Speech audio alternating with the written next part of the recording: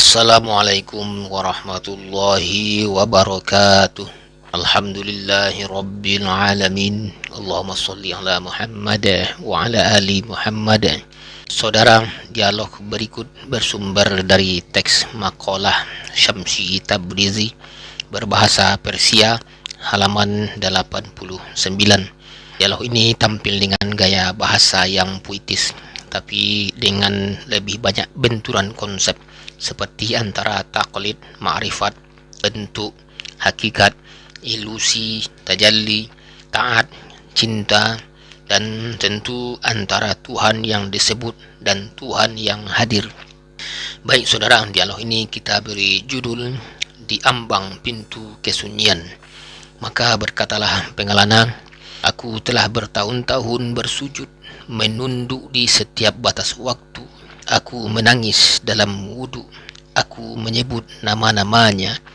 Tapi kemana perginya janji Tuhan yang menyambut hambanya? Kata penenun, janji. Apakah kau menyangka Tuhan tunduk pada syarat dan kesepakatan seperti saudagar? Apa kau beribadah untuk diberi balasan atau karena tak ada tempat lain selain Dia? Kata pengelana, bukankah Dia berkata, berdoalah, aku akan kabulkan. Bukankah orang-orang berkata, siapa yang taat dicintai? Kata penenun, dan siapa yang berkata bahwa lidahmu sedang berdoa, bahwa air matamu berasal dari hati, bukan dari kebiasaan menangis? Jangan sebut cinta bila hanya mengulang, jangan sebut sujud bila yang kau sujudkan hanya bayangan dalam imajinasi. Kata pengelana, lalu kepada siapa aku harus menghadap? Tuhan itu di mana?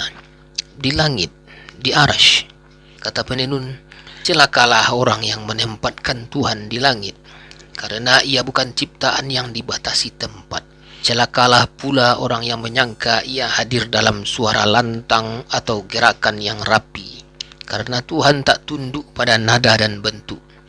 Dia tak menunggu di sajadahmu, Dia menyelinap dalam kehampaanmu. Kata pengelana, tapi para ahli menyebut tempat-tempat suci, derajat-derajat tinggi di langit. Kata penenun, langit bukan ketinggian arah, tapi ketinggian tafakkur. Arash bukan singgasana, tapi kedalaman kesadaran. Apa gunanya engkau naik 7 lapis langit jika hati masih terseret 7 lapis ego? Kata pengelana, aku takut kalau Tuhan tak menerimaku, lalu untuk siapa aku hidup? Kata penenun, takutmu itu masih tentang dirimu, bukan tentang kehilangannya. Selama kau takut kehilangan balasan, bukan kehilangan wajahnya, kau masih menyembah diri sendiri dengan nama Tuhan. Kata pengelana, apakah sujudku sia-sia? Kata penenun, sujudmu bisa sia-sia jika ia tidak menghapus aku. Ibadah tanpa kehancuran ego adalah tari-tarian di hadapan cermin, bukan ruku di hadapan yang maha. Kata pengelana, lalu apa itu iman? Kata penenun, iman adalah ketika kau kehilangan segalanya, kau tetap berkata, cukuplah engkau.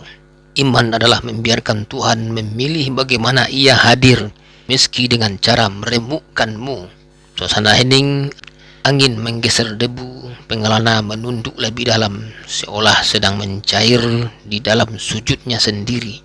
Penenun berkata pelan, kau datang untuk belajar mengingatnya, tapi hari ini kau belajar dilupakan oleh segalanya kecuali Dia. Saudara, demikian penyampaian dialog kali ini, semoga bermanfaat. Wallahu a'lam bishawab. Silakan ikuti dialog-dialog lainnya. Assalamualaikum warahmatullahi wabarakatuh.